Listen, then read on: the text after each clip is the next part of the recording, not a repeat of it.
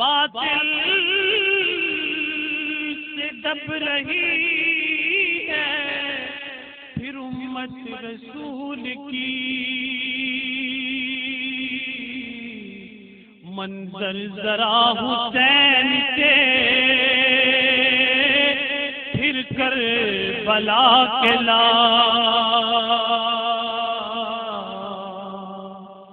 منظر ذرا حسین سے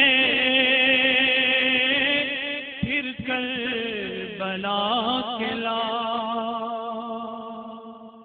4000 سال قبل پہاڑوں کے دامن میں ایک قافلہ اترا تھا جو صرف 3 نفوس پہ مشتمل تھا. ایک باپ، ایک بیٹا اور ایک اس بچے کی والدہ. مانگ مانگ کر اللہ سے فرزند لیا، لیکن بچہ جو ہی اس بزم گیتی میں قدم رکھتا ہے تو حکم ہوتا ہے اس کو ایسی وادی میں لے جاؤ جہاں کوئی سبزہ نہ ہو، جہاں کوئی ہمسایہ نہ ہو، جہاں شجر سایہ دار، شجر پھلدار نہ ہو. حضرت ابراہیم علیہ السلام اس قافلے کو لے کر یہاں پہنچے. رات گزری، صبح کا سپیدہ طلوع ہوا تو اللہ کی بارگاہ میں دعا کی، اے میرے رب، میں یہاں اپنی ذریت کو چھوڑ کے جا رہا ہوں ایسی وادی میں جہاں سبزہ نہیں ہے. اے میرے مالک، ان کی حفاظت فرمانا، اور میں ان کے لیے دعا کرتا ہوں کہ یہ نماز قائم کریں اور دلوں کے رخ ان کی سمت پھیر دے اور انہیں پھلوں سے رزق عطا فرما. حضرت ابراہیم علیہ السلام واپس پلٹے تو پاک باز خاتون نے اپنے شوہر نامدار کا دامن تھام لیا، تمسکت بأذیالہ، اور پوچھا اس تنہائی اور غربت میں ہمیں چھوڑ کے کہاں جا رہے ہو؟ 99 سال کی عمر میں فرزند ملا، پر اب اس کو اس غربت اور اس تنہائی میں چھوڑ کے کس کے سپرد کر کے ہمیں کہاں جا رہے ہو؟ تو حضرت ابراہیم علیہ السلام نے جواب دیا، میں تمہیں اللہ کے سپرد کرتا ہوں. تو پاک باز خاتون نے کہا، اذا لا یضیعنا، اگر تم ہمیں اس رب کے سپرد کر کے جا رہے ہو تو خیر سے جاؤ، وہ ہمیں کبھی بھی ضائع نہیں ہونے دے گا. حرم کی یہ داستان ان 3 نفوس سے شروع ہوتی ہے. ماں اپنے بیٹے کے لیے پانی کی تلاش میں صفا سے مروہ اور مروہ سے صفا تک کا سفر کرتی ہے. 7 چکروں کے بعد بیٹے کی طرف بے تابانہ دوڑتی ہے تو کیا دیکھتی ہے کہ بیٹے کے پاؤں میں پانی کا چشمہ پھوٹ رہا ہے. حضرت ابراہیم علیہ السلام اپنے فرزند اور اپنی زوجہ محترمہ کو چھوڑ کر واپس شام کی سمت روانہ ہو جاتے ہیں. بچے کی عمر 13 سال ہوتی ہے. حکم ہوتا ہے کہ اپنی سب سے پیاری چیز میرے راستے میں قربان کرو. اللہ کے راستے میں اونٹ ذبح کرتے ہیں، لیکن خواب مسلسل آ رہا ہے. سمجھ گئے اس دھرتی پر سب سے زیادہ محبوب شے تو مجھے حضرت اسماعیل علیہ السلام کی ذات ہے. 13 سال کے بعد اس وادی کی طرف چلے جہاں اپنے بچے کو اور اپنی زوجہ کو چھوڑا تھا، اور آ کے اپنی زوجہ سے کہا کہ جلدی سے بچے کو تیار کر دو، میں اسے کسی دوست کی دعوت پہ لے جا رہا ہوں۔ باپ بیرون ملک گیا ہو، سالوں کے بعد جب پلٹتا ہے تو کئی اقسام و انواع کے کھلونے اپنی اولاد کے لیے لے کر آتا ہے، لیکن قدرت کی نیرنگیاں دیکھیے، اللہ کی طرف سے بندوں پر جو امتحان پڑتے رہے ہیں ان کے انداز دیکھیے۔ کہا تم جاؤ تو چھری لے جاؤ، رسی لے جاؤ۔ حضرت اسماعیل علیہ السلام تیار ہو گئے، ساتھ لیا۔ شیطان نے سمجھا شاید اس سے بہتر موقع مجھے نہ ملے اس خاندان کو ورغلانے کا اور راہ حق سے ہٹانے کا۔ ممتا کی مجبوریوں سے فائدہ حاصل کرنے کے لیے حضرت ہاجرہ سلام اللہ علیہا کے پاس آیا اور کہنے لگا جانتے ہو کہ بیٹا کہاں گیا ہے؟ کہا اس کے باپ دوست کی دعوت پہ لے کر گئے۔ کہا نہیں، وہ اسے ذبح کرنا چاہتے ہیں۔ کہا کوئی کرنے والی بات کرو، بھلا کوئی باپ بھی اپنے بیٹے کو ذبح کرتا ہے؟ اور پھر بیٹا بھی وہ جس کو مانگ مانگ کے لیا ہو، زندگی کی کمائی 99 سال جس کے لیے ہاتھ اٹھا اٹھا کے سحری کے وقت پکار کرتے رہے، میرے مالک میرے گھر میں بھی اجالا کر دے، مجھے بھی ایک فرزند دے دے، تو آج کیا اس فرزند کی گردن پہ وہ چھری پھیر دے گا؟ کیسی عجیب بات کر رہے ہو؟ کہنے لگا اس نے ایک خواب دیکھا ہے اور خواب کے اندر جو حکم ملا ہے اس کو وہ اللہ کا حکم سمجھ کے ایسا کرنے پہ آمادہ ہوا ہے۔ تو حضرت ہاجرہ نے کہا ظالم، تو کہیں شیطان تو نہیں؟ کاش آج میری گود میں 1000 اسماعیل ہوتے۔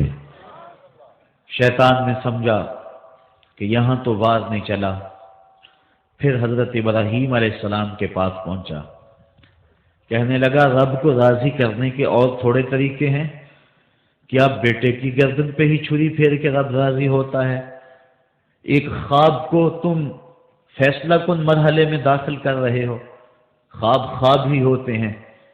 حضرت ابراہیم علیہ السلام نے پتھر اٹھایا اور اس کی طرف 3 دفعہ مارا، کہا پیچھے ہٹ جا، میرے اور میرے رب کے راستے میں نہ آ، میرے پاس ایک اسماعیل ہے، 1000 اسماعیل بھی ہوتے راہ خدا میں قربان کر دیتا۔ اب منا کی وادی میں باپ اور بیٹا پہنچے۔ قرآن نے اس واقعہ کو بیان کیا۔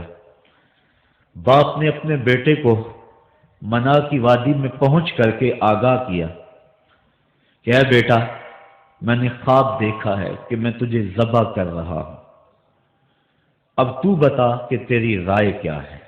فانظر ماذا ترى، تو اپنی رائے بتا، تیری رائے کیا ہے اس معاملے میں؟ یہ آسان بات نہیں ہے۔ میں اور آپ بھی اپنے سینوں میں دھڑکتے ہوئے دل رکھتے ہیں، ہمارے آنگن اولادوں سے بھرے ہوئے، ہم اپنی اولادوں کے چہرے کو دیکھ کر قلب اور روح کی تسکی کا ساماں کرتے ہیں، ان کے معمولی سے دکھ پر ہمارے دل غم زدہ ہو جاتے ہیں۔ منا کی وادی ہے، پہاڑوں کا دامن ہے۔ حضرت ابراہیم علیہ السلام اپنے بیٹے کو کہہ رہے ہیں بیٹا، میں نے دیکھا ہے کہ میں تجھے ذبح کر رہا ہوں، اب تو بتا تیری رائے کیا ہے؟ بیٹا اس بات کو سن کر خاموش ہو جاتا، جواب نہ دیتا تو یہ بھی بڑی بات تھی۔ بیٹا سر تسلیم خم کر دیتا اور دبی سی آواز سے کہتا اچھا جو تمہاری مرضی، تو یہ بھی امتثال امر تھا، حکم کی تعمیل تھی۔ بیٹا بخوشی کہتا ہاں ابو جی، جو حکم ملا ہے مجھے ذبح کر دیجئے، تو یہ بھی پورا ادب تھا اور حکم کی پوری پوری تعمیل تھی۔ لیکن بیٹے کا جواب سنیے اور بیٹے کا انداز دیکھیے۔ جب باپ نے کہا بیٹا میں تجھ کو ذبح کرنا چاہ رہا ہوں، تو بیٹا یہ نہیں کہتا یا ابا تذبح، ہاں میرے باپ مجھے ذبح کر لیجئے۔ سوال ذبح کا تھا، جواب بھی ذبح سے دے دیا جاتا تو سوال کا مکمل جواب تھا۔ یہ نہیں کہا کہ اے میرے باپ آپ ذبح کرنا چاہتے ہیں، ہاں مجھے ذبح کر لیں، بلکہ قرآن مجید کھولیے، جواب کتنا عالی نصب ہے اور الفاظ کی ترتیب کے اندر دھڑکتے ہوئے دل کی کیسے صدا سنائی دے رہی ہے۔ قال یا ابا تفعل ما تؤمر ستجدنی ان شاء اللہ من الصابرین۔ کہا میرے باپ ذبح کیا، جو بھی حکم ہے کرو، فقط ذبح ہی نہیں، میرے بدن کے ٹکڑے کرنا چاہو تو اسماعیل حاضر ہے، مجھے آگ میں جلانا چاہو تو اسماعیل حاضر ہے۔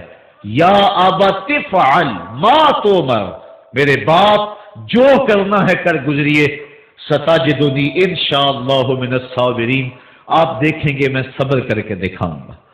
یہ فیضان نظر تھا یا کہ مکتب کی کرامت تھی؟ سکھائے کس نے اسماعیل کو آداب فرزندی؟ کہا جو کرنا ہے کرو، مجھے آپ بالکل اس کے لیے تیار پائیں گے، جو بھی حکم ہے اس کی تعمیل کرو۔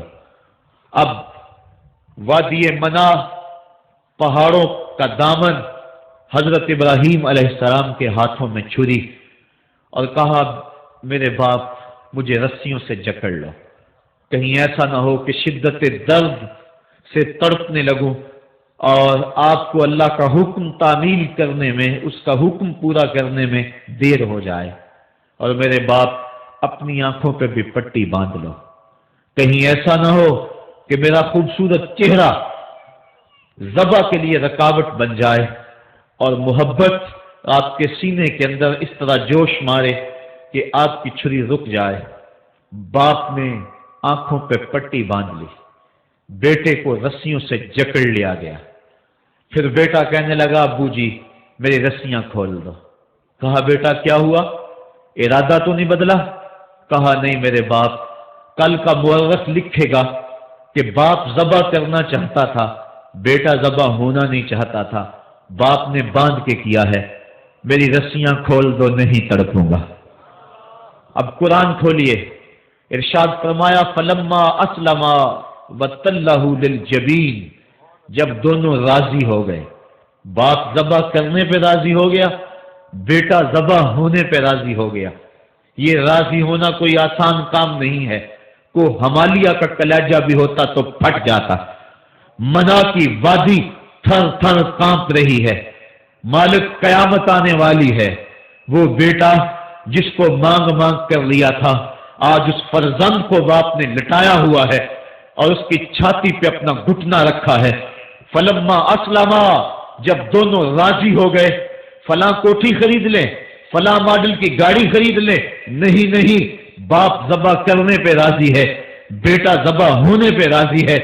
جب دونوں راضی ہو گئے وَتَلَّهُ لِلْجَبِينِ، اور باپ نے بیٹے کو پیشانی کے بل لٹایا۔ مفسرین نے اس پہ دو قول بیان فرمائے ہیں، ایک تو یہ کہ پیشانی کے بل لٹایا اور اوپر سے ذبح کرنا چاہتے تھے گردن کے پیچھے سے تاکہ بیٹے کا چہرہ سامنے نہ ہو، یہ ہے پیشانی کے بل لٹانے کا ایک انداز۔ اور دوسرا انداز مفسرین فرماتے ہیں جس طرح ہم جانور کو ذبح کرتے ہیں تو اس کی گردن کو خم دے کر پیچھے زمین پہ لگا لیتے ہیں تاکہ اس کی رگیں تن جائیں، گردن کھل جائے اور ذبح کرنے میں آسانی ہو۔ حضرت ابراہیم علیہ السلام نے اپنے نو نہال کی ریشم جیسی گردن کو خم دے کر پیچھے پتھر کے ساتھ پیشانی لگائی، اور جب وہ گردن تن گئی تو اس کو کہتے ہیں وَتَلَّهُ لِلْجَبِينِ، اور باپ نے بیٹے کو پیشانی کے بل لٹا لیا، ہاتھ میں چھری ہے۔ اور جب حضرت خلیل نے بیٹے کی گردن پہ چھری رکھی، دھرتی کا کلیجہ کانپنے لگا، حوروں کی چیخیں نکل گئی، عرش معلیٰ تھروانے لگا، فرشتے کانپنے لگے، مالک قیامت تو نہیں آنے والی؟ کہا میرے بندے کی ذرا باقی ادا کو تو دیکھو، تم کہتے تھے سجدے ہم کریں گے، تم کہتے تھے رکوع ہم کریں گے، یہ تو دھیگا مشتی اور فساد کریں گے، ذرا دیکھو باپ اپنے بیٹے کو کس طرح میرے حکم پر ذبح کرنے کے لیے تیار ہے۔ کائنات کا کلیجہ کانپ رہا تھا، سورج بادلوں کی اوٹ میں منہ چھپانے کی کوشش کر رہا تھا، دوپہر کا وقت، منا کی وادی، پتھر کی اوٹ، حضرت خلیل کے ہاتھ کے اندر چھری، ریشم سے نازک جیسے گلے کے اوپر چھری رکھی، بیٹا بھی جس کو مانگ مانگ کر لیا تھا، اور اتنا حسین بیٹا کہ اس کی پیشانی میں نبوت کا نور چمک رہا تھا۔ فلما اسلما وتلہ للجبین، اور جب پیشانی کے بل لٹا لیا تو حضرت خلیل نے چھری تیز کر کے بیٹے کی گردن پہ رکھی اور پوری قوت کے ساتھ چھری کو پھیر دیا، لیکن چھری نے ایک بال بھی نہیں کاٹا۔ جلدی سے پاس پڑے ایک پتھر پہ چھری کو مارا، لیما تقطعی یا سکین، اے چھری کیا ہو گیا، کیوں نہیں کاٹتی؟ کہا الخلیل یامرنی والجلیل ینہانی، خلیل مجھے کاٹنے کا کہتا ہے اور جلیل کہتا ہے خبردار اگر ایک بال بھی کاٹا تو۔ کہا چھری تیرا کام تو کاٹنا تھا، کہا آگ کا کام بھی تو جلانا تھا، جس رب نے آگ کو جلانے سے روک دیا تھا آج اس نے مجھے کاٹنے سے روک دیا ہے۔ اس کا یہ مطلب نہیں سمجھے کہ چلو جان چھوٹ گئی، راستہ مل گیا۔ کہا شاید میں نے ذبح کرنے میں دیر کر دی اور اللہ نے چھری کو روک دیا۔ پھر استغفار پڑا، معافی مانگی، اور پھر چھری کو تیز کیا اور حلق کے اوپر اس کی نوک رکھ کر پوری ہمت کے ساتھ اپنا سارا زور اس کے اوپر ڈھیل دیا، گلا کٹ گیا۔ حضرت ابراہیم علیہ السلام خوش ہو گئے اور کلیجہ پھٹ بھی رہا ہے، لیکن جب آنکھوں سے پٹی کھولی تو دیکھا کہ ذبح ہونے والا دمبا ہے، اور حضرت اسماعیل علیہ السلام پاس کھڑے مسکرا رہے ہیں، اور پاس حضرت جبریل امین بھی کھڑے ہیں۔ تو دل خوشی سے سرشار ہو گیا کہ حضرت جبرائیل امین کا کھڑا ہونا اس بات کی غمازی کر رہا تھا کہ یہ دمبا اللہ کی طرف سے آیا ہے، اور بیٹا بچ گیا اور اس کی جگہ فدیۃً دمبا دے دیا گیا، تو دل راضی ہوا۔ اور اللہ تعالیٰ جل شانہ کی طرف سے اس عین موقع پہ صدا بھی آئی، وَنَادَيْنَاهُ أَن يَا إِبْرَاهِيمُ قَدْ صَدَّقْتَ الرُّؤْيَا إِنَّا كَذَلِكَ نَجْزِي الْمُحْسِنِينَ، کہا ابراہیم تو نے واقعی خواب پورا کر دکھایا۔ وَنَادَيْنَاهُ، یہ واو حالیہ ہے، علماء بیان کرتے ہیں اس حال میں جب بیٹا زندہ سلامت کھڑا تھا اور دمبا ذبح پڑا ہوا تھا، جبرائیل امین پاس کھڑے مسکرا رہے تھے، اس حال میں ہم نے ندا دی تاکہ مزید اذعان و یقین پیدا ہو جائے، مزید یقین اور یقین کی کیفیتیں پیدا ہو جائیں، اس حال میں ہم نے ندا دی۔ لیکن اعلیٰ حضرت اس کا ترجمہ کرتے ہیں، اعلیٰ حضرت پہ روح فدا ہو، آپ فرماتے ہیں سب نے یہ ترجمہ کیا اس حال میں ہم نے ندا دی، آپ نے لکھا پھر اس موقع کا حال نہ پوچھ جب ہم نے ندا دی، پھر اس موقع کا حال نہ پوچھ جب ہم نے ندا دی کہ اے ابراہیم تو نے حد کر دی، تو نے واقعی خواب پورا کر دکھایا۔ اور آگے فرمایا سلام علی ابراہیم، ابراہیم تیرے اوپر میری سلامتیاں نازل ہوں۔ یہ حرم کا قافلہ تھا جس کا آغاز قربانی سے ہوا تھا۔ اللہ اکبر، نسل اسماعیل کو باقی رکھنا تھا، اللہ تعالیٰ نے اس کے لیے دمبا بھیج دیا، چونکہ حضرت اسماعیل علیہ السلام کی پیشانی میں نور مصطفیٰ چمک رہا تھا۔ سلسلہ وار یہ نور حضرت عدنان کی پشت میں پہنچا اور وہاں سے منتقل ہوتا ہوا یہ نور حضرت عبد المطلب کی پشت میں پہنچا۔ اللہ تعالیٰ نے انہیں 10 بیٹے عطا فرمائے۔ انہوں نے منت مانی تھی، اے اللہ اگر تو مجھے 10 بیٹے دے اور وہ جوان ہوں، تنو مند ہوں، تو میں ایک بیٹا تیرے راستے میں قربان کروں گا۔ جب حضرت عبداللہ جو کہ حضرت عبد المطلب کے چھوٹے فرزند تھے، ان کی عمر 18 سال ہوئی تو حضرت عبد المطلب کو اپنی منت یاد آئی۔ انہوں نے اپنے 10 بیٹوں کو بلایا، کہا بیٹا میں نے کعبہ کے رب سے یہ وعدہ کیا ہے کہ اللہ مجھے اگر 10 بیٹے دے گا تو میں ایک بیٹا اللہ کی راہ میں قربان کروں گا۔ اب تم بتاؤ تمہاری رائے کیا ہے؟ کہانی حرم کی پھر دوبارہ دہرائی جا رہی ہے۔ کہا رائے بتاؤ۔ 10 کے 10 بیٹوں نے گردن خم کر دی۔ کہا ایک بیٹے کو ذبح کرنا ہے۔ کہا جس کو چاہو۔ کہا نہیں، میں قرعہ ڈالتا ہوں۔ جب قرعہ ڈالا تو حضرت عبداللہ کے نام قرعہ نکل آیا۔ فرشتے پھر دم بخود تھے، مالک تو نے اس کی پشت میں امانت رکھی ہے اور آج اس کو بھی ذبح کیا جائے گا۔ کائنات پر پھر کوہرام مچنے لگا۔ حضرت عبد المطلب آستینے چڑھا رہے ہیں، ہاتھ کے اندر چھری ہے۔ یہ خبر پورے مکے میں پھیل گئی، سارے سردار دوڑے آئے۔ کہا عبد المطلب یہ رسم تو نہ ڈالو، اس کا ادا کرنا مشکل ہو جائے گا۔ کہا میں نے کعبے کے رب سے یہ منت مانی تھی اور اللہ نے وہ منت پوری کر دی۔ اب میں تو جب قرعہ نکالا تو میرے اس فرزند کے نام قرعہ نکل آیا، میں اس منت کو ہر صورت میں پورا کروں گا۔ لوگ اکٹھے ہو گئے، منت سماجت کر رہے ہیں، لیکن حضرت سیدنا عبد المطلب ہر صورت میں اپنی اس منت کو پورا کرنے کے لیے مصر ہیں۔ پھر کہا کہ حجاج کی حرافہ اس کے پاس چلتے ہیں اور جا کے اس کے سامنے یہ مسئلہ رکھتے ہیں۔ بعض نے لکھا کہ حجر کی کہنا کے پاس جاتے ہیں۔ با اختلاف روایات وہ حجاز کی حرافہ کے پاس پہنچے۔ جب اس کا پتہ کیا تو وہ خیبر میں تھی، تو اس کے پاس سارے سردار اکٹھے ہو کے گئے، کس طرح ہمارے سردار نے منت مانی تھی تو اب وہ بیٹے کو ذبح کرنے کے لیے تیار ہے، تو تم بتاؤ کس کے بارے میں ہمیں کیا کرنا چاہیے۔ اس نے کہا کل آنا، میرا تابعی آئے گا تو میں اسے پوچھوں گی، جو مجھے کہے گا میں تمہیں بتا دوں گی۔ اگلے دن یہ سردار پھر اس حرافہ کے پاس پہنچے۔ اس نے کہا کہ میرا تابعی آیا تھا، پہلے تم یہ بتاؤ کہ تمہارے ہاں کسی شخص کی دیت کتنی ہے؟ جو شخص مقتول ہو اس کی دیت قاتل کتنی دیتا ہے؟ انہوں نے کہا 10 اونٹ۔ کہا جاؤ پھر ایک طرف 10 اونٹ رکھو اور ایک طرف عبداللہ کا نام رکھو اور قرعہ ڈالو۔ اگر 10 اونٹوں کی طرف قرعہ نکل آیا تو 10 اونٹ ذبح کر دینا، اور اگر عبداللہ کی طرف نام نکل آیا پھر دوبارہ 10 اونٹ ادھر اور رکھنا، 20 رکھنا، اور اس طرح اونٹ 10 بڑھاتے جانا۔ جب قرعہ عبداللہ کے نام سے ہٹ کر اونٹوں کی طرف نکلا تو پھر اتنے اونٹ ذبح کر دینا۔ میرے تابعی نے یہی حل بتایا ہے۔ کہا ٹھیک۔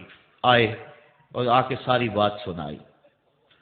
10 اونٹ ایک سمت رکھے گئے اور حضرت عبداللہ کا نام ایک سمت رکھا گیا۔ جب قرعہ نکالا تو حضرت عبداللہ کے نام نکلا۔ پھر 20 اونٹ رکھے گئے، پھر قرعہ نکالا تو حضرت عبداللہ کے نام نکلا۔ پھر 30 اونٹ رکھے گئے، قرعہ حضرت عبداللہ کے نام نکل رہا ہے۔ 40 اونٹ رکھے گئے، 50 رکھے گئے، 60، 70، یہاں تک کہ 100 اونٹ رکھے گئے۔ 100 اونٹ جب ادھر ہو گئے، اب قرعہ نکالا تو اونٹوں کے نام نکل آیا۔ سارے خوش ہو گئے کہ اب قرعہ اونٹوں کے نام نکل آیا، عبداللہ کی جان بچ گئی۔ لیکن حضرت عبد المطلب فرمانے لگے کہ میں ایسا نہیں کروں گا۔ کہا کیا کرو گے؟ کہا ایک مرتبہ نکلا ہے، 3 مرتبہ قرعہ ڈالو۔ اگر تینوں مرتبہ عبداللہ کے نام کی بجائے اونٹوں کے نام نکلا تو پھر میں سمجھوں گا کہ اللہ کی طرف سے یہی مرضی ہے، ورنہ میں اپنے بیٹے کی گردن پہ چھری رکھ دوں گا۔ اللہ اکبر! مکے کے اندر سردار بھی دعائیں مانگ رہے ہیں۔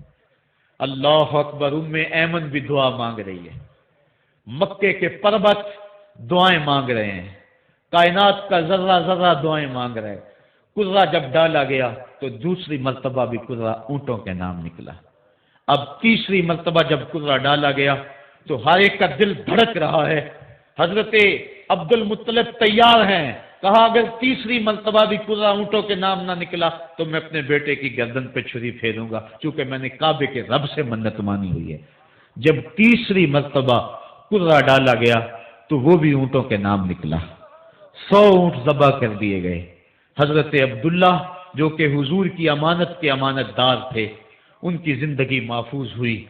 حضور علیہ السلام فرمایا کرتے تھے آنا ابن الذبیحین، لوگوں میں 2 ذبیحوں کا بیٹا ہوں۔ ایک ذبی اسماعیل علیہ السلام ہے اور ایک ذبی میرے والد حضرت عبداللہ رضی اللہ تعالیٰ عنہ۔ جلدی سے حضرت عبداللہ کی شادی کی گئی۔ حضرت آمنہ سلام اللہ علیہا آپ سے نکاح ہوا، شادی کو ابھی چند ماہ ہی گزرے تھے کہ حضرت عبداللہ رضی اللہ تعالی عنہ شام کی طرف تجارت کی غرض سے گئے۔ واپس جب مدینہ طیبہ پہنچے تو ان کی طبیعت خراب ہو گئی، تو وہ چند لمحے چند دن وہاں رک گئے، قافلہ بھی رکا لیکن طبیعت سنبھل نہیں رہی تھی، قافلے والے انہیں وہاں چھوڑ آئے اور واپس آ گئے۔ کچھ دنوں کے بعد خبر پہنچی کہ حضرت عبداللہ رضی اللہ تعالیٰ عنہ کا مدینے میں انتقال ہو گیا ہے۔ حضور علیہ السلام شکم مادر میں، فرشتوں نے کہا مالک تیرے نبی تو شکم مادر میں یتیم ہو گیا، اے اللہ تیرا نبی تو شکم مادر میں یتیم ہو گیا۔ آواز آئی آنا حافظہ و آنا ناصرہ و آنا کافلہ، تم کیوں پریشان ہوتے ہو، میں اس کی حفاظت بھی کروں گا، اس کی مدد بھی کروں گا، اس کی کفالت بھی کروں گا۔ حضرت آمنہ سلام اللہ علیہا کے دل میں یہ خیال تھا کہ میں اپنے شوہر نامدار جس کے چہرے کو ابھی میں نے جی بھر کے دیکھا بھی نہیں تھا اس کی قبر پہ جاؤں، لیکن جو امانت تھی اس امانت کے تقاضے ان کو اس سفر سے روکتے رہے، حتیٰ کہ حضور کی ولادت ہوئی۔ آقا کریم کی عمر جب 6 سال ہوئی تو اب ان کے دل میں یہ جذبے اور یہ احساس اجاگر ہوا اور یہ جذبہ بڑھ گیا کہ میں جاؤں اور اپنے شوہر نامدار کی قبر پہ حاضر ہوں۔ حضرت آمنہ سلام اللہ علیہا آپ اپنے نونہال فرزند کو لے کر ام ایمن جو کہ حضرت عبداللہ کی کنیز تھیں ان کو لے کر آپ پہنچے مدینہ المنورہ، کچھ عرصہ گزارا۔ اللہ کے محبوب علیہ السلام کو کسی یہودی نے دیکھا تو اس نے یہ خبر گرم کر دی کہ وہ جو موعود نبی ہے جس کا وعدہ ہماری سابقہ کتابوں میں ہے وہ یہی ہے۔ لوگ جوک در جوک دیکھنے آنے لگے تو حضرت آمنہ پریشان ہوئی اور جلدی سے وہ مکے کی طرف عازم سفر ہوئیں۔ ابھی مکے سے 150 کلومیٹر کا فاصلہ باقی تھا کہ ابوا کے مقام پر حضرت آمنہ سلام اللہ علیہا کو سخت بخار ہو گیا اور حضرت آمنہ سمجھی کہ یہ میرا بخار جان لیوا ثابت ہوگا، تو انہوں نے ام ایمن کو بلایا، کہا لگتا ہے کہ یہ بخار میری موت کا باعث بنے گا، میں تمہیں وصیت کرتی ہوں کہ میرے بیٹے کو بحفاظت امیر قریش عبد المطلب تک پہنچا دینا۔ اور اس کے بعد حضور کو حضرت آمنہ نے بلایا، اپنے سامنے بٹھایا، سر پہ ہاتھ رکھا۔ حضرت آمنہ حضور سے کچھ باتیں کرنا چاہ رہی تھی۔ وادی ابوا کے اندر یہ منظر بڑا دل گداز تھا۔ حضرت آمنہ نے حضور کے سر پہ ہاتھ رکھا اور روتے ہوئے کہا، آنکھیں چھلکنے لگی، کہا بیٹا ہر نئی چیز نے پرانی ہو جانا ہے اور ہر باقی نے فنا ہو جانا ہے، میں بھی جا رہی ہوں، وذکر باک وولدت طہرا، لیکن سنو میرا ذکر نہیں مٹے گا، میں تیرے جیسا پاکیزہ بیٹا چھوڑ کے جا رہی ہوں۔ یہ آخری لفظ تھے حضرت آمنہ سلام اللہ علیہا کے۔ اس کے بعد حضرت آمنہ سلام اللہ علیہا آخری ہچکی لی اور حضور سے ماں بھی جدا ہو گئی۔ آقا کریم علیہ السلام نے اپنی والدہ کو وہاں دفن کیا ام ایمن کے ساتھ مل کے، جیسے بھی ہو سکا۔ وہ کیا کسی نے کہا تھا تجھے کن پھولوں سے ہم کفن دیں، تو جدا ہی ایسے موسموں میں ہوا جب درختوں کے ہاتھ پھولوں سے خالی تھے۔ آقا کریم کی آنکھیں چھم چھم برس رہی ہیں۔ حضرت ام ایمن حضور کو اپنے ساتھ چمٹا لیا اور مکہ المکرمہ پہنچ کے حضور کے دادا کے سپرد کیا۔ 2 سال تک وہ حضور علیہ السلام کو اپنی کفالت میں انہوں نے رکھا۔ کعبۃ اللہ کے سائے میں ان کی مسند بچتی تھی اور ان کے بیٹوں میں سے اور قوم کے کسی فرد کو یہ ہمت نہیں ہوتی تھی کہ اس مسند کے اوپر بیٹھے، دور ہٹ کے بیٹھتے تھے، لیکن حضور جب آتے تو اس مسند کے اوپر چڑھ کے بیٹھ جاتے۔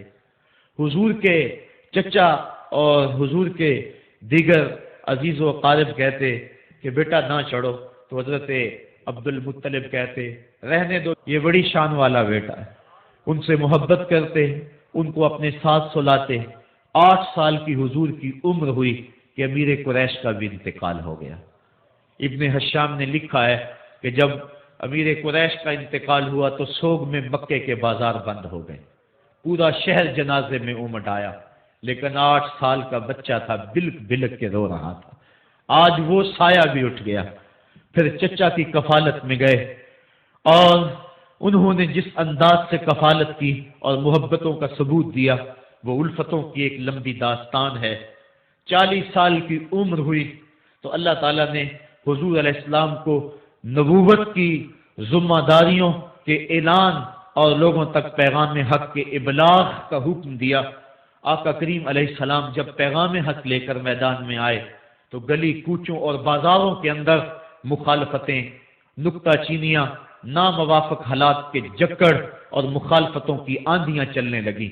ابھی آپ سن رہے تھے کہ حضرت بلال حبشی کے ساتھ کیا سلوک کیا جاتا رہا، کس انداز کے ساتھ ان کے سینے پہ پتھر رکھ دیا جاتا، حضرت خباب بن ارد کے ساتھ کون سا سلوک کیا جاتا رہا، کون کون سے دکھ تھے جو روانہ رکھے گئے۔ حضرت زنیرہ ان کے گلے کے اندر کوڑا ڈال کر کوڑے کی رسی کو تاؤ دیے گئے، یہاں تک کہ ان کی آنکھیں باہر آ گئی اور آنکھوں کی روشنی جاتی رہی۔ ابو جہل بولا اب بلانا اپنے محمد کو جو تیری آنکھوں کی روشنی کو واپس کرے۔ زنیرہ نے ہاتھ پھیلا لیے اور کہا عرش کے رب، میں ان آنکھوں کا نور کیا میرے بدن کے ٹکڑے ٹکڑے ہو جاتے، کبھی بھی تیرے سے زندگی نہ مانگتی، لیکن اب تیرے نبی کی عزت کا سوال ہے، میری آنکھوں کی روشنی واپس کر دے۔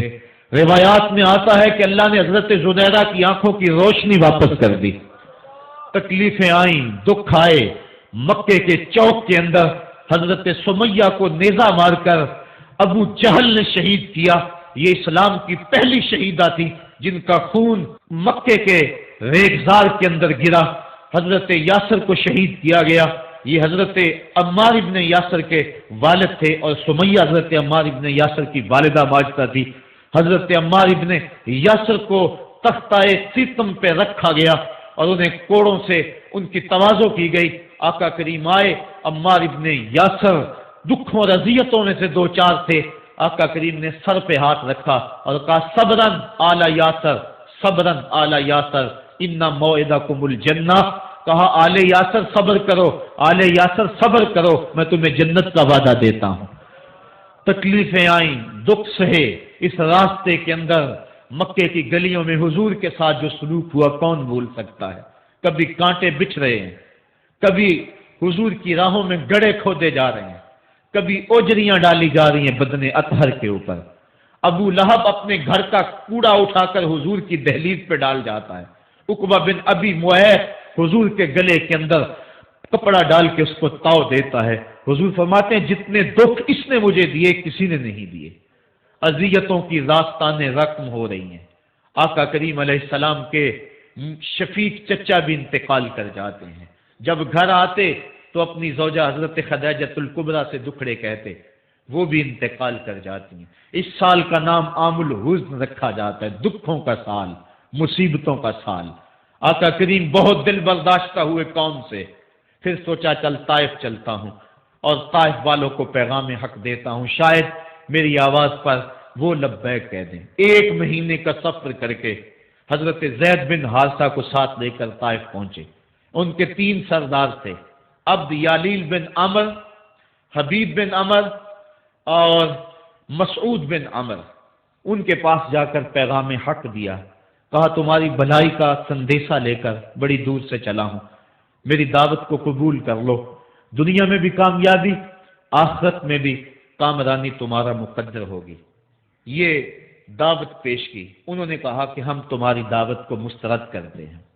ایک بولا کہ اور کوئی زمانے میں بندہ نہیں تھا جس کو نبوت ملتی، تجھے ملنی تھی۔ کسی نے کچھ کہا، تانے دیے، دل دکھایا حضور کا۔ آقا کریم نے فرمایا اس فعلتم ما فعلتم فاکتموا علیہ، تم نے جو مجھ سے کہا سو کہا، تم نے جو میرے ساتھ سلوک کیا وہ تمہاری مرضی، اتنا میرے سے وعدہ کرو کہ یہ بات کہ میں تمہارے پاس آیا ہوں دعوت دین دینے کے لیے تمہیں پیغام حق دینے کے لیے اس کو پوشیدہ رکھو گے، مخفی رکھو گے، تاکہ مکے والے میرے دشمن ہیں، اور جب انہیں پتا چلا کہ طائف گئے ہیں تو وہ طائف والوں نے بھی دعوت قبول نہیں کی تو وہ تمسخر کریں گے، مجھے نشانہ تدہیق بنائیں گے، لہذا جو کہا سو کہا، اپنے اندر اس بات کو راز رکھو۔ انہوں نے کہا کہ ہم کیوں راز رکھتے پھریں، انہوں نے افشا کیا، بلکہ اوباشوں کے ہاتھوں میں پتھر دیے۔ حضرت ام المومنین سیدہ عائشہ صدیقہ رضی اللہ تعالی عنہا، محبوب کائنات، کہتی ہیں کہ ایک دن میں نے حضور سے پوچھا کہ آقا احد کے دن سے سخت دن بھی کبھی زندگی میں آپ پر آیا ہے؟ فرمایا ہاں عائشہ، جب طائف کے بازاروں میں تیری قوم نے مجھے پتھر مارے تھے تو یہ دن احد کے دن سے بھی سخت تھا۔ حضور فرماتے ہیں جب میں طائف سے باہر نکلا تو ان کے گنڈے دو رویا کے تاروں میں کھڑے تھے، ہاتھوں میں پتھر، اور میں درمیان سے گزرنے لگا تو وہ میرے پاؤں پہ پتھر مارتے، میں پاؤں اٹھا لیتا تو دوسرے پاؤں پہ پتھر مارتے، پھر میں شدت درد اور احساس کرب سے بیٹھ جاتا تو ان کے دو گنڈے آگے بڑھتے، مجھے کندھوں سے پکڑ کے اٹھاتے اور پھر مجھے پتھر مارتے۔ فرمایا اے عائشہ، یہ دن احد کے دن سے بھی سخت تھا جب تیری قوم نے طائف کے بازاروں میں مجھے پتھر مارے۔ آقا کریم علیہ السلام احد کے اندر جب حضور کے چچا شہید ہوئے، وہ دن بھی تاریخ اسلام کا دردناک دن ہے۔ آقا کے سر پہ پٹی بندھی ہوئی تھی، آنکھوں میں آنسو تھے، اور بار بار پوچھتے تھے ما فعل امی، میرے چچا کی بات سناؤ۔ جب بتایا گیا حضور حضرت حمزہ شہید ہو گئے تو آقا کریم ان کی لاش پہ گئے، دیکھا کہ ان کا پیٹ چاک ہے، ان کی ناک کاٹ دی گئی ہے، ان کی زبان کاٹ دی گئی ہے، ان کا دل نکال لیا گیا ہے، ان کی آنکھوں میں نیزے چبھوئے گئے ہیں اور ان کے کان کاٹ لیے گئے ہیں۔ آقا کریم کی آنکھوں میں اشک تھے، اور آقا کریم ما فعل امی، میرے چچا کا کیا ہوا؟ آقا کریم اپنی زبان پہ یہ لفظ لا رہے تھے، اور پھر جب حضرت صفی آئیں اور ان کے پاس دو کفن کے ٹکڑے تھے، دو کفن کے کپڑے تھے، جب حضرت امیر حمزہ کو کفن دیا جانے لگا، کہا 7 انصاری کی لاش پڑی ہوئی ہے، کہا انہیں بھی کفن دو، میرا حمزہ 2 کپڑوں میں اور اسے 1 کپڑا بھی نصیب نہ ہو، محمد عدل کرنے آیا ہے، انصاف کرنے آیا ہے۔ اب جب کپڑے پھیلائے گئے تو 1 کپڑا لمبا تھا، 1 کپڑا چھوٹا تھا۔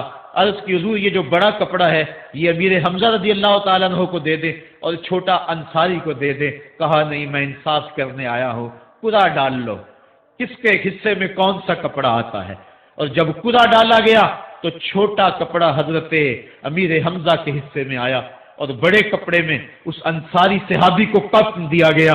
اب وہ کپڑا جب حضرت امیر حمزہ کا سر ڈھانپتے تھے تو پاؤں ننگے ہو جاتے، پاؤں ڈھانپتے تو سر ننگا ہو جاتا۔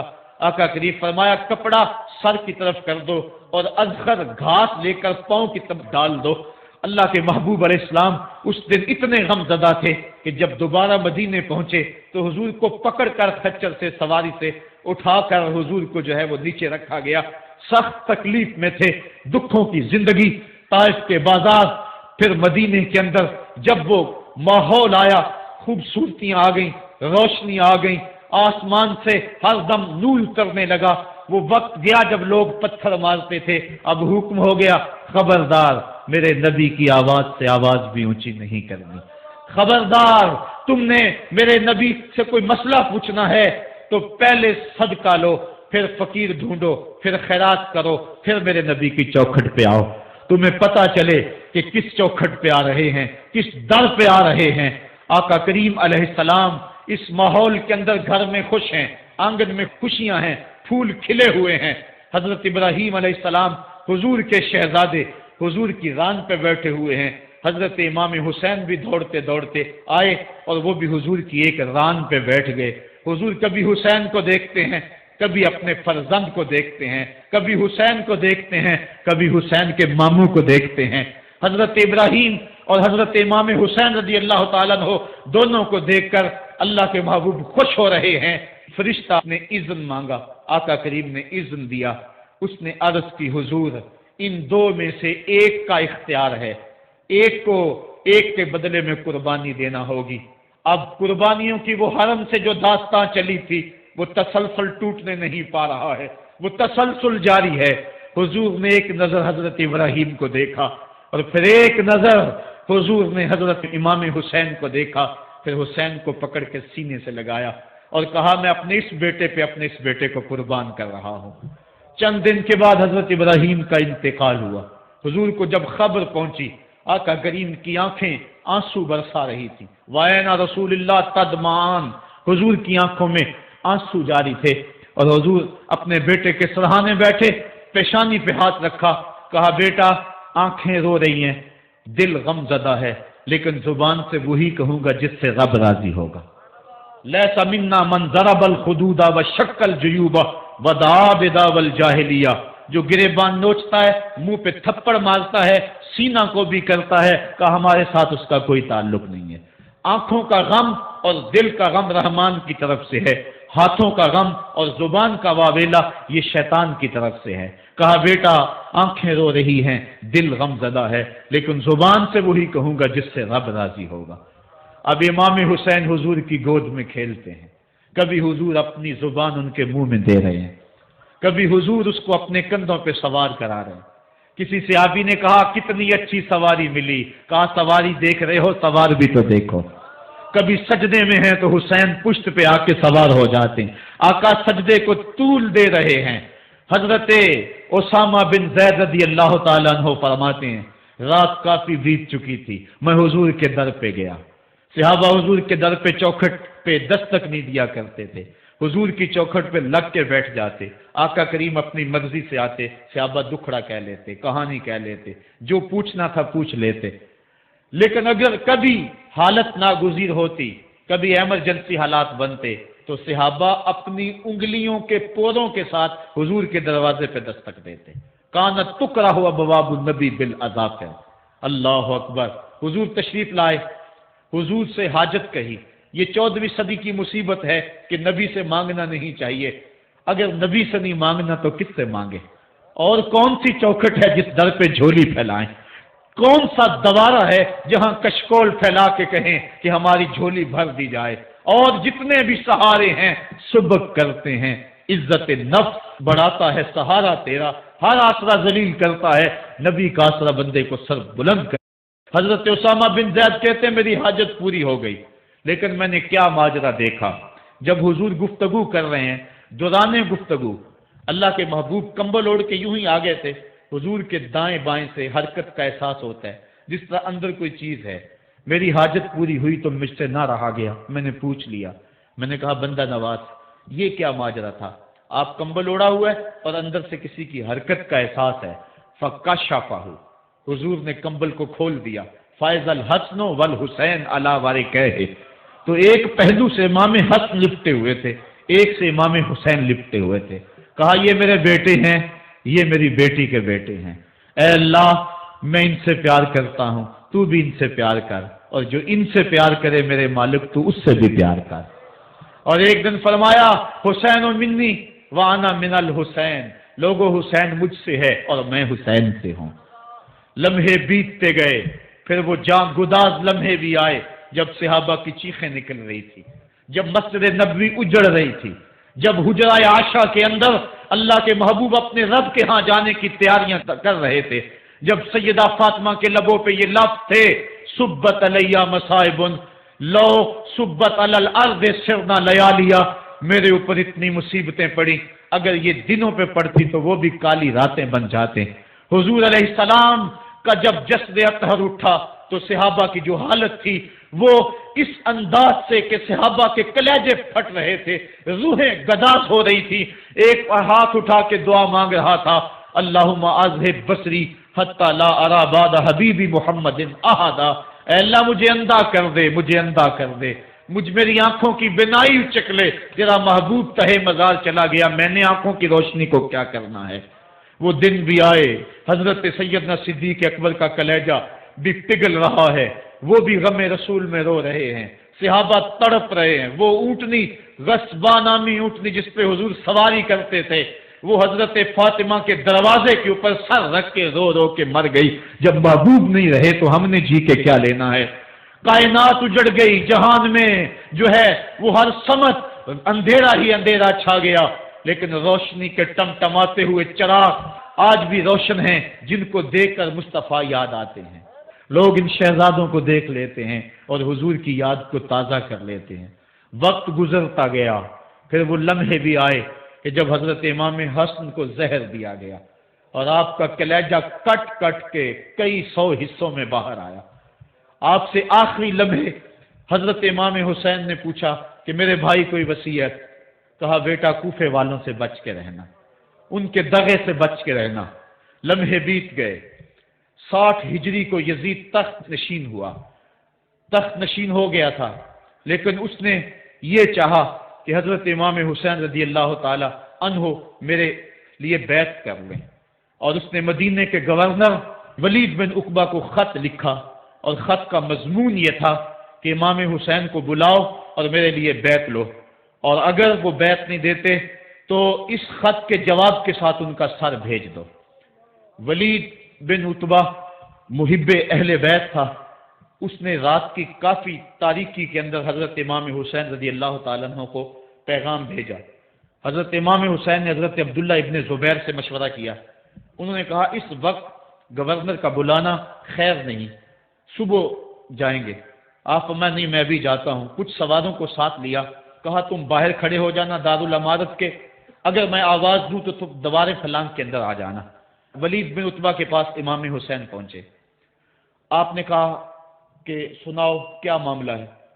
تو اس نے کہا کہ یہ خط ہے جو یزید نے بھیجا ہے۔ آپ نے فرمایا کہ میں صبح بتاؤں گا۔ ولید بن عتبہ نے کہا ٹھیک ہے۔ امام حسین پلٹنے لگے تو مروان بن حکم جو پاس بیٹھا ہوا تھا گورنر کے، کہنے لگا یہ چلے گئے تو دوبارہ ہاتھ نہیں آئیں گے، اب موقع ہے، اب ان کو پکڑ لو اور ان سے زبردستی بیعت لے لو۔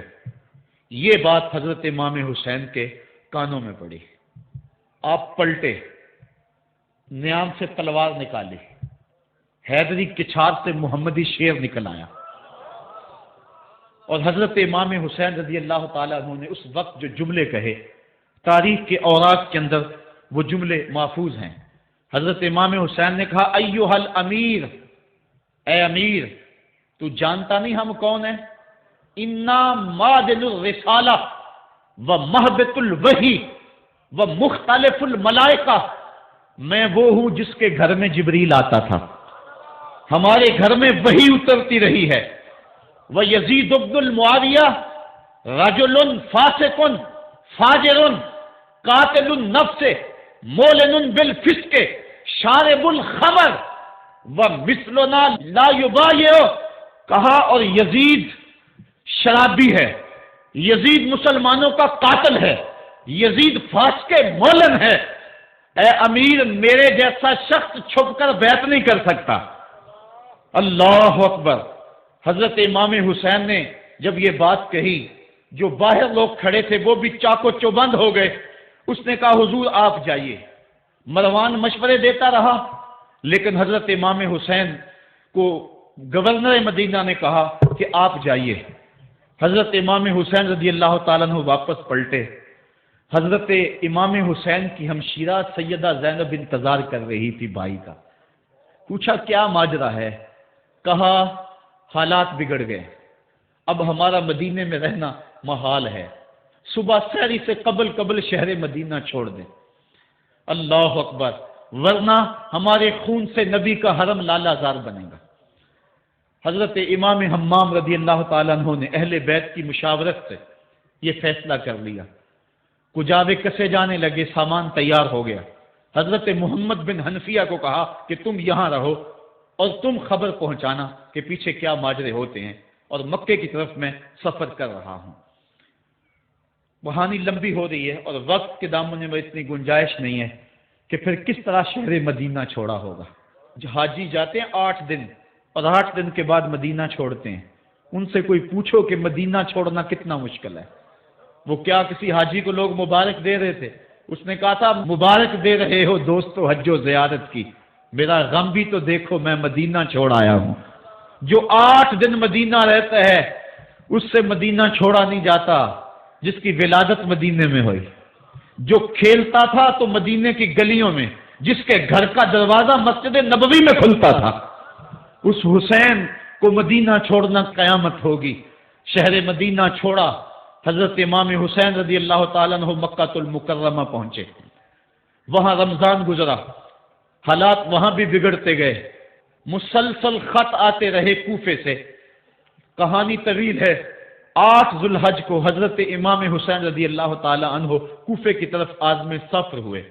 حضرت عبداللہ ابن عمر، عبداللہ ابن عباس رضی اللہ تعالیٰ عنہما اور دیگر صحابی ہاتھ جوڑ کے کھڑے ہو گئے، بلکہ حضرت عبداللہ ابن عباس نے تو یہاں تک کہہ دیا کہ میں دیکھ رہا ہوں کہ وہاں تمہیں شہید کیا جائے گا، آپ اگر ضرور جاتے ہیں تو ان بچوں کو چھوڑ دیں۔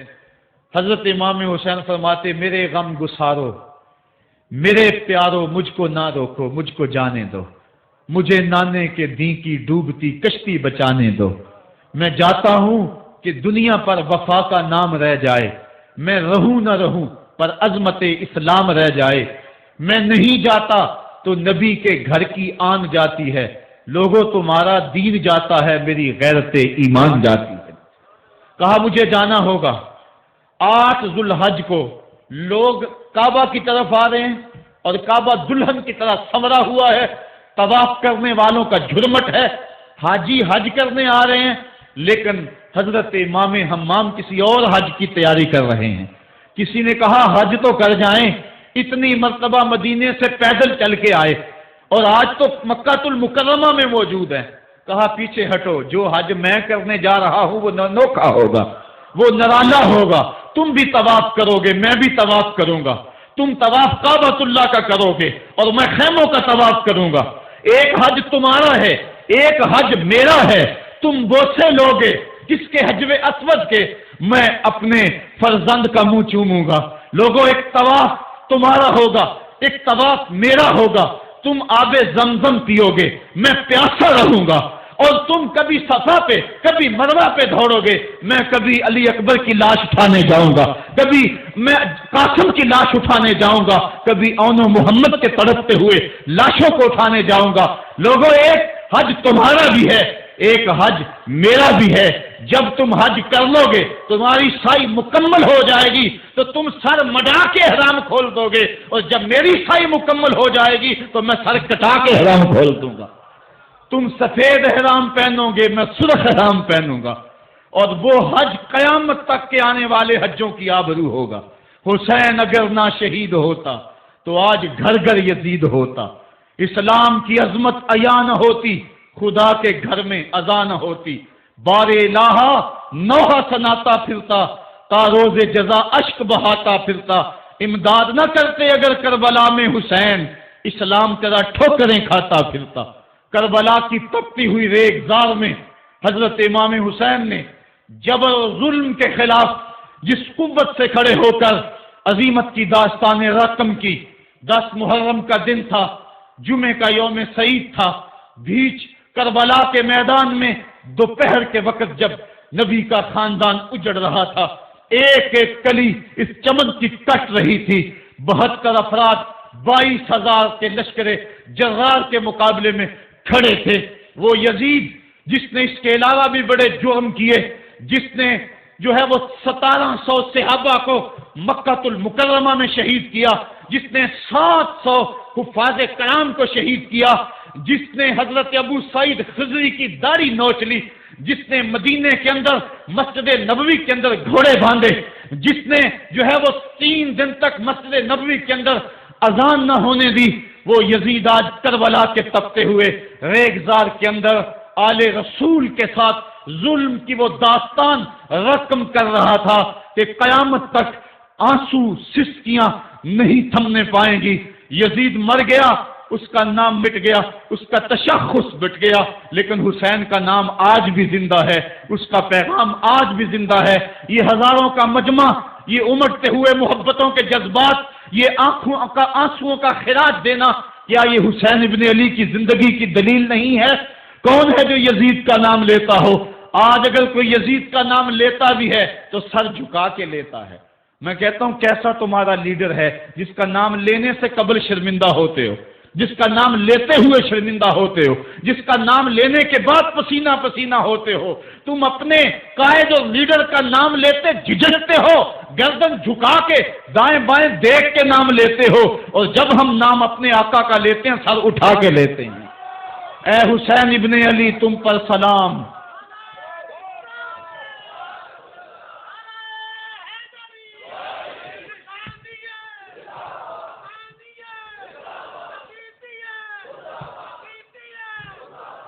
صاحبو، کربلا کا تپتا ہوا منظر ہے، اتنے دکھ آ گئے۔ حضرت سری سکتی رضی اللہ تعالیٰ عنہ فرماتے ہیں کہ اللہ تعالیٰ نے جب کائنات کو بنایا، انسانوں کو تخلیق کیا، تو انسانوں کو پوچھا بتاؤ تم میرے ہوگے؟ سب نے کہا مالک ہم تیرے ہیں۔ لیکن جب دنیا کو پیدا کیا تو 9 حصے دنیا کی طرف ہو گئے، 1 حصہ اللہ کی طرف رہ گیا۔ پھر جب عقبہ کو پیدا کیا جو 10واں حصہ تھا، اس میں 9 حصے پھر آخرت کی طرف ہو گئے، جنت دوزخ کے لالچ میں ہو گئے، اور 1 حصہ صرف کہنے لگا نہ ہم جنت کو دیکھتے ہیں نہ دوزخ کو دیکھتے ہیں، مالک ہم تو تجھے دیکھتے ہیں۔ پھر جب اللہ تعالیٰ نے بلاؤں کو پیدا کیا، آزمائش اور امتحانوں کو پیدا کیا، تو 10ویں حصے کے اس 10ویں حصے میں پھر 9 حصے جو ہے وہ پیچھے ہٹ گئے۔ 1 حصہ ایسا تھا جس نے گردن جھکا کے کہا زمین و آسمان کی بلائیں بنا کے ہمارے گلے کا توق بنا دے، تیرے راستے سے نہیں ہٹیں گے۔ کربلا کے تپتے ہوئے ریگزار میں وہ منظر رقم ہونے والا ہے۔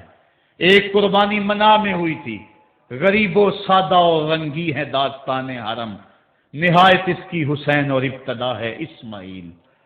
وہاں دمبا آ گیا، آگے 100 اونٹ آ گئے، اور آج اللہ اکبر، حضرت امام حسین کربلا کے تپتے ہوئے ریگزار میں 22,000 کے لشکر کے سامنے کھڑے ہیں۔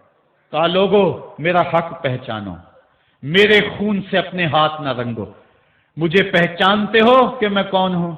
کہا لوگو جلدی نہ کرو، میرے حق کو پہچانو، اس وقت روئے زمین پر کسی نبی کی بیٹی کا بیٹا موجود نہیں ہے۔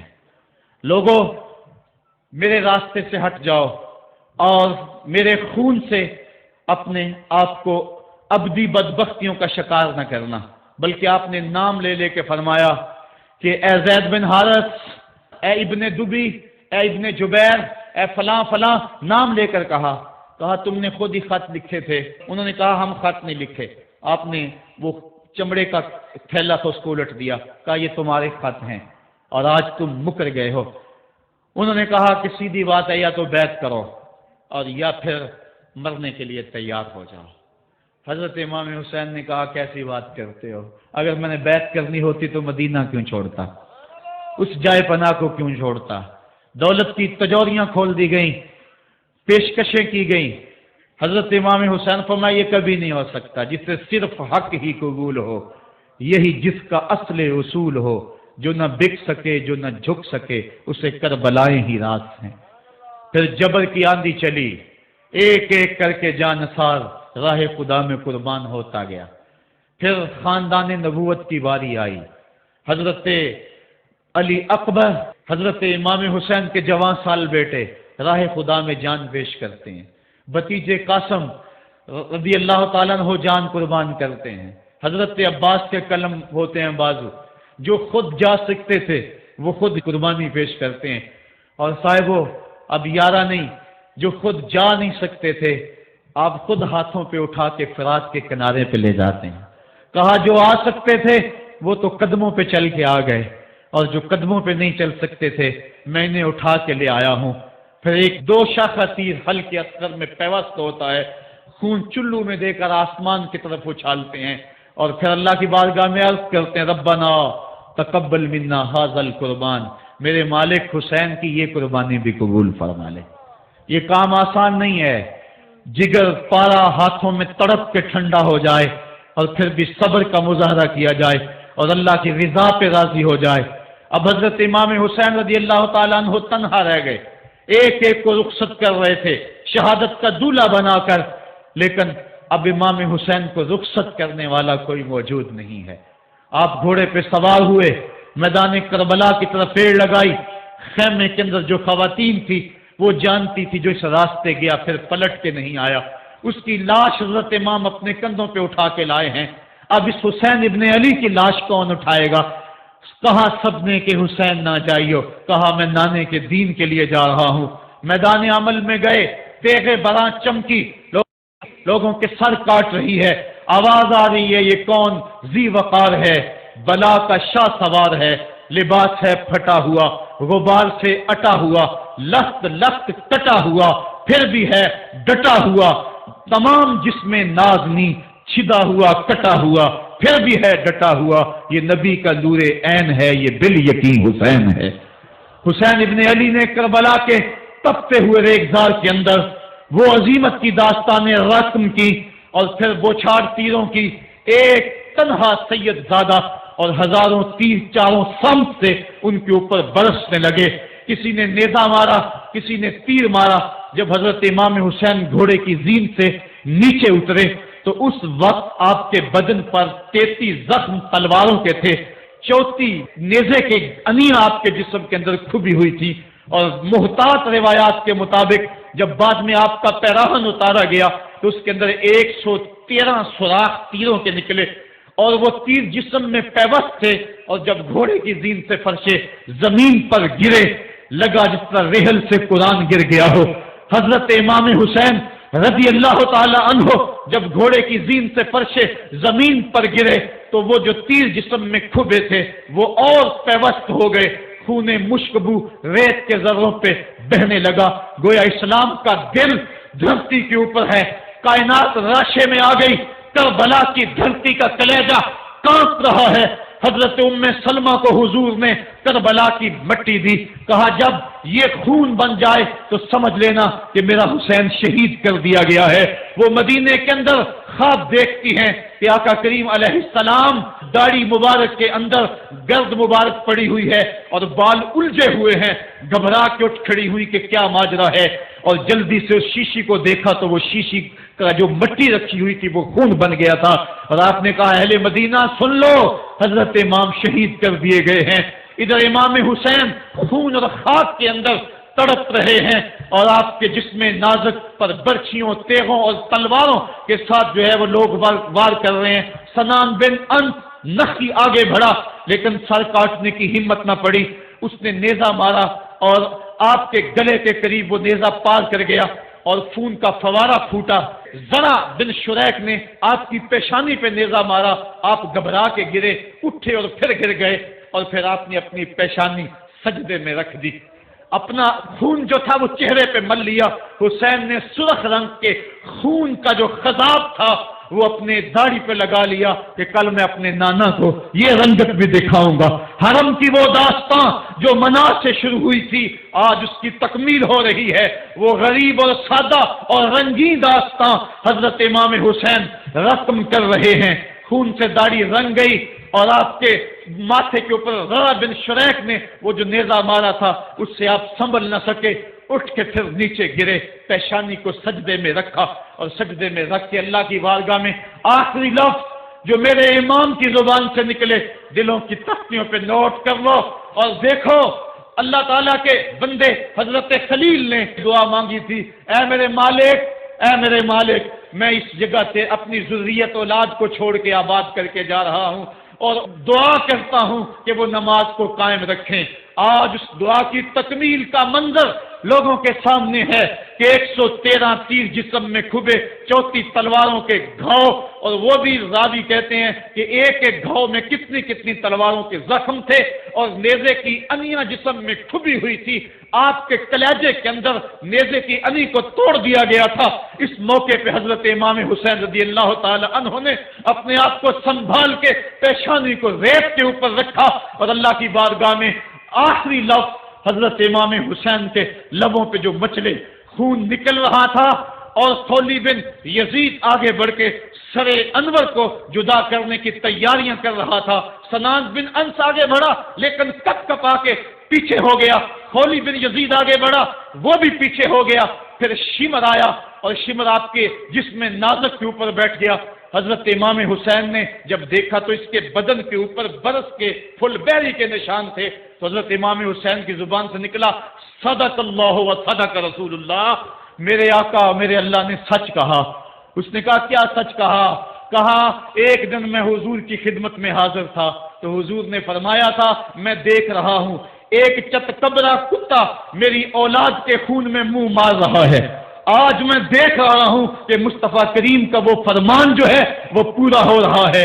وہ غصے میں آیا، امام جلدی اپنی پیشانی سجدے میں رکھی اور اللہ کی بارگاہ میں امام کے آخری لفظ تھے اللہم رضن بقضائک وصبرن علی بلائک تسلیما لامرک سبحان ربی الاعلی سبحان ربی الاعلی سبحان ربی الاعلی۔ مالک بھائی بیٹے بتیجے بھانجے جانثار آیان و انصار سب کچھ لٹا کے عباس کے بازو کٹا کے جو جا سکتے تھے انہیں بھیج کے جو جا نہیں سکتے تھے خود اٹھا کے لے جا کر کے عباس کے بازو قلم کروا کے یہ خیمے کے اندر بچیاں یتیم ہو گئی ہیں، سہاگ اجڑ گئے ہیں، میرے مالک سب کچھ لٹا کے نبی کا گھر اجڑ گیا، ایک ایک پتی گر گئی، جن کو بلایا گیا تھا آج ان کی میزبانی تیروں تلواروں اور نیزوں سے ہوئی، لیکن مالک تو دیکھا میری زبان پہ ہائے نہیں آئی، میں نے اف تک نہیں کی، زخم پہ زخم کھا کے جی، خونے جگر کے گھونٹ پی، آہ نہ کر لبوں کو سی، یہ عشق ہے یہ دل لگی نہیں، یہ محبت ہے۔ یہاں لوگ مصلوب بھی ہوتے ہیں، یہاں لوگ سولی بھی چڑھتے ہیں، حکم ہوتا ہے خبردار اگر عہدی کی تو صابروں سے نام کاٹ دوں گا۔ کہا مالک اللہم رضن بے قضائے کا، جو تقدیر تھی میں اس پہ راضی ہو گیا، وصبرن علی بلائے کا، مالک تو نے دیکھا میں نے صبر بھی کیا، تسلیما لامرے کا، مجھے مالک اعتراض بھی کوئی نہیں، جو تیرا حکم تھا میں نے اس کو تسلیم بھی کر لیا، سبحان ربی الاعلی۔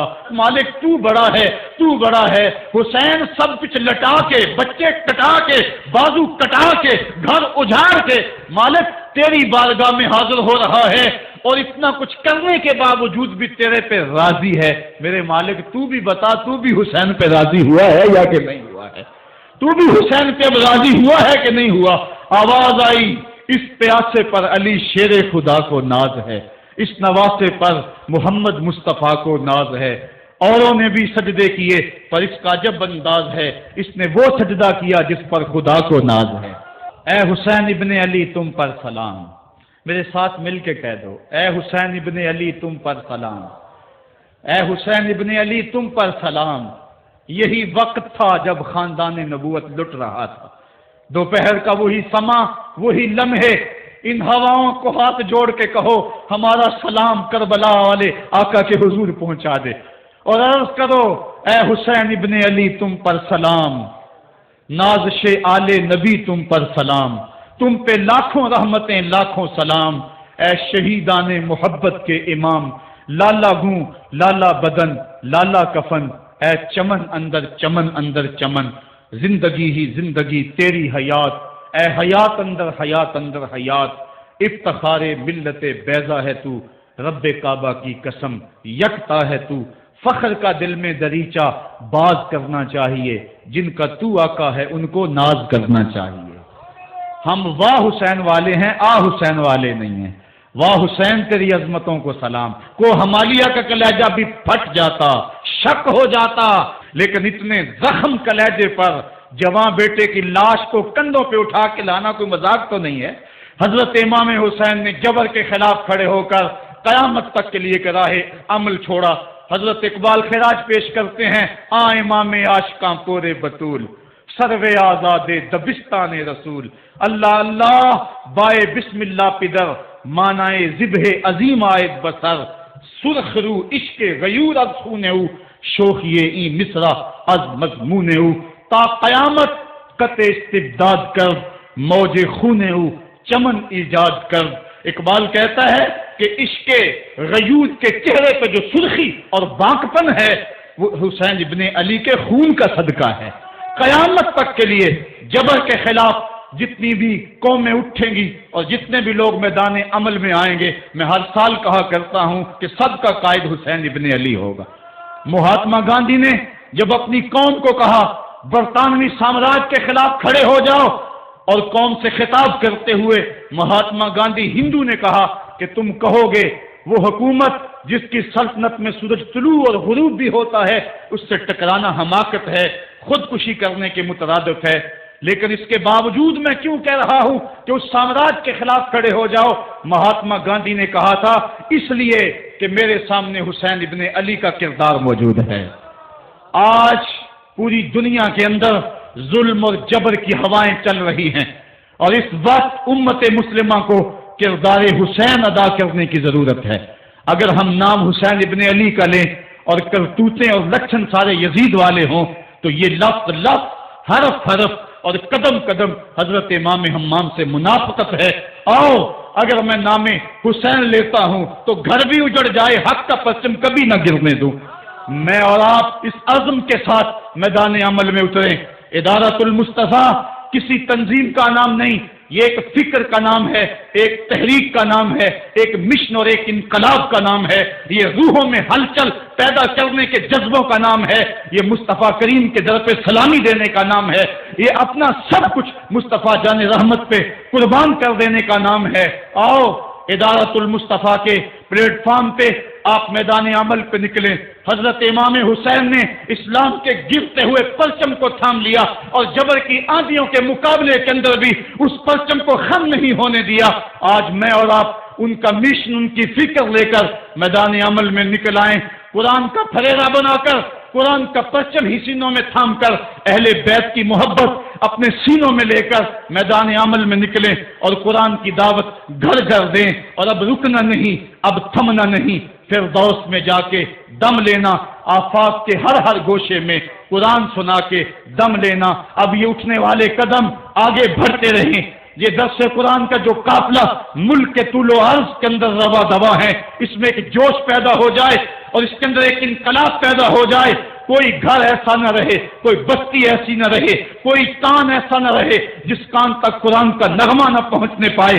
ادارۃ المصطفیٰ کے جوان سال مبلغ گلی گلی کوچے کوچے پھیل جائیں، اور جو داعی ہیں، دعوت دینے والے ہیں، اگر وہ خود پیغام پہنچا سکتے ہیں تو اشہد بلال عند اللہ اشہد، بلال کی اشہد بھی اللہ کو قبول ہے۔ وہ ٹوٹے پھوٹے لفظ لے کر میدان عمل میں نکل آئیں، ورنہ وہ سیڈیز لے لیں، وہ اور کچھ کتب لے لیں، وہ دین کا نعرہ لے لیں، وہ پیغام حق لے لیں، اور گلی گلی کوچا کوچا اسوہ شبیری اور نام حسین کی دہائی دیتے چلے جائیں۔ آج میرے وطن میں منافرت کی ہوائیں چل رہی ہیں، صوبائی عصبیتوں کے طوفان اٹھ رہے ہیں۔ پاکستان کا جو حامی ہے حرامی ہے کہ نعرے گونج رہے ہیں، پاکستان نہ کھپے کی باتیں ہو رہی ہیں۔ اس وقت حکومتوں کو اپنے اقتدار سے غرض ہے، ملک لٹتا ہے، لوگ روٹی کے نوالے کے لیے ترستے ہیں، 18 روپے میں روٹی بک رہی ہے، ان کو کوئی پتہ نہیں ہے انہوں نے ملک نہیں بنایا، انہوں نے ملک میں عیش کیا، ملک کے وسائل کو لوٹا۔ مجھے تو وہ بزرگ یاد آ رہے ہیں جنہوں نے اپنی جوانیاں اس ملک کے لیے وقف کر دی، لا الہ الا اللہ کی سربلندی کے لیے ماں نے اپنی ممتا بری گودیاں قربان کر دی، کسی نے اپنا سہاگ اجاڑ دیا۔ اس وطن کے لیے تاریخ کی سب سے بڑی ہجرت ہوئی۔ آج اس وطن کے اوپر مشکل حالات ہیں، آؤ ہم نے مل کر اس پاکستان کو بچانا ہے۔ روح حسین سے خراج مانگے اور حضرت امام حسین سے عرض کریں کہ اے امام پاک، ہمارے جذبوں کو قوت دے دو، اپنے خون کی حرارت ہمارے خون میں ڈال دو اور ہمارے دلوں کو حریم قدس سے آشنا کر دو۔ اللہ مجھے آپ کو اپنی راہوں کا مسافر بنائے۔ کار ما آخر شدو آخر زما کار نشد، مشتخا کے ما غبارے کوچہ یار نشد، و آخر دعوانا ان الحمدللہ رب العالمین۔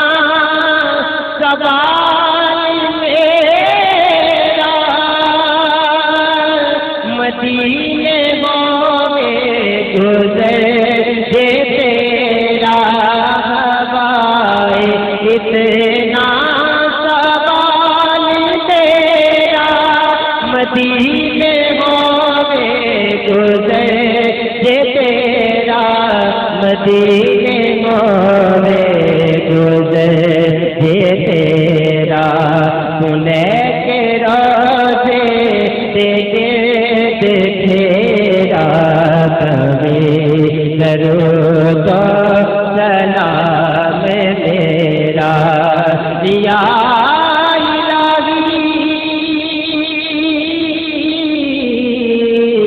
صدقائے زلف رسول یہ سلام آج جانا ہو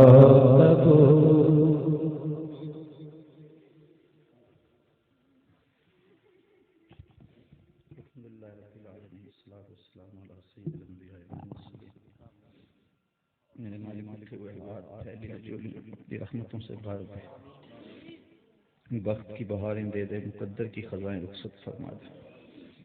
اے اللہ ہم جئیں تو تیرے لیے، مریں تو تیرے دین کے لیے، اور زندگی کی آخری سانس تک تیرے رسول کے وفادار رہے۔ ہر علت، ہر قلت، ہر ذلت سے رہائی دے دے، اپنے پاک نبی کے در کی گدائی دے دے۔ اے میرے مالک اسوہ شبیری پہ عمل کی توفیق دے دے۔ اے اللہ ہمیں راہ حق کا مسافر بنا دے۔ اے اللہ ہماری ساری زندگی تیری وفا میں گزرے، ساری زندگی راہ دین میں گزرے۔ اے اللہ سانسوں کی دھڑکن تیرے ذکر کے ساتھ چلتی رہے۔ اے اللہ جتنے لوگ دور و نزدیک سے آئے، اے اللہ ان کے آنے کو قبول کر لے۔ اے اللہ اس اجتماع کی برکتیں سب کے پہنچنے سے قبل سب کے گھروں تک پہنچا دے۔ اے اللہ جو دکھی آئے ان کے دکھ دور کر دے، جو مقروض آئے ان کو قرض سے نجات دے دے، جو پریشان آئے ان کی پریشانی دور کر دے۔ اے اللہ جو گناہوں کے مرض میں مبتلا ہے انہیں گناہوں سے نجات دے دے۔ اے اللہ ہمیں نیکی والی زندگی دے، ہماری زبانوں کو سچائی دے دے، ہماری آنکھوں کو حیا دے دے۔ اے اللہ ہماری سوچوں کو پاکیزگی دے دے۔ اے اللہ ہمارے دلوں کو اپنی دھڑکنیں دے دے۔ اے میرے مالک جو بیمار انہیں شفا عطا کر۔ وصلی اللہ تعالی علی النبی الامین وآلہ وصحبہ اجمعین برحمتک یا